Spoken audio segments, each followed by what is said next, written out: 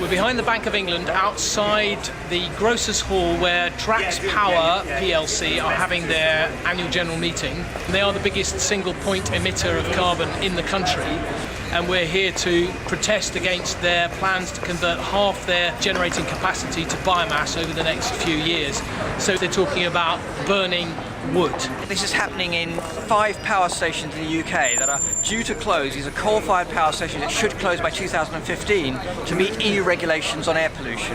Now what they're trying to do is get around the closure by converting them to biomass. They are painting it green. They're doing this for green reasons, to become a renewable generator. They are currently the largest renewable generator, but that hides the hypocrisy of calling this renewable when it is just so damaging. Burning wood produces 50% more greenhouse gases compared to burning coal for the equivalent amount of energy produced. So it's actually 50% more pollutive. Drax are going to be burning about 16 million tonnes of biomass a year. That's 1.5 times the total wood products produced by the UK every year. So they're going to be importing 90% of it at least. Wood will probably come from Canada. It's already coming from North America. And now we're starting to see bilateral deals happening with Brazil and West Africa.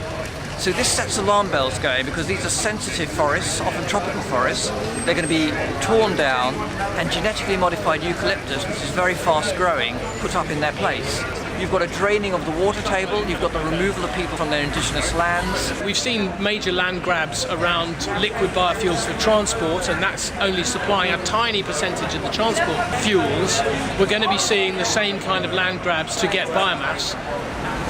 Yeah. When you burn biomass, you actually produce particulates and nitrogen and nitrous oxides.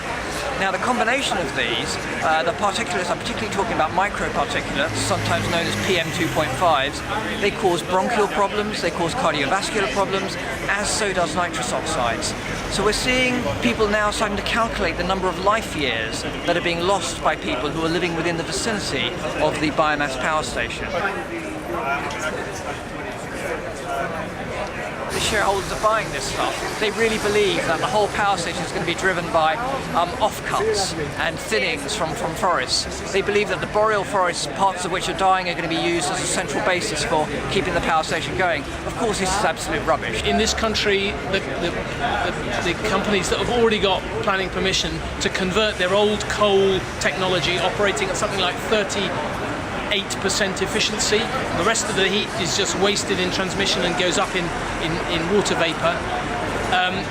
They will be using about 24 million tonnes of biomass every year, and then the new ones, the new dedicated biomass plants coming online could take it up to 50 million.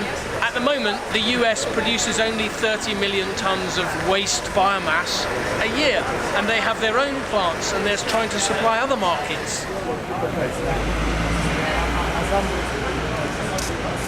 We're seeing government subsidising this under the ROCs scheme so that Drax actually gets paid for converting to a dirtier fuel and a one that's actually environmentally destructive. So yeah, the government's right behind this, and all the evidence has been put forward. It's very difficult to know what DEC are thinking when peer-reviewed evidence is put in front of them saying this will accelerate climate change, increase deforestation, decimate biodiversity, and is causing a human rights problem globally. We need to invest in renewables. That is essential for the planet and also essential for our fuel bills, so that we don't go for the immensely expensive polluting gas, but go for the wind turbines, the solar panels, the tidal systems that can provide our real future.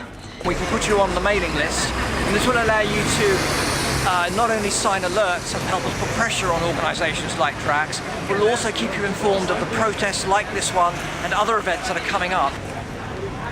Many times on the street, in terms of things you do on the streets.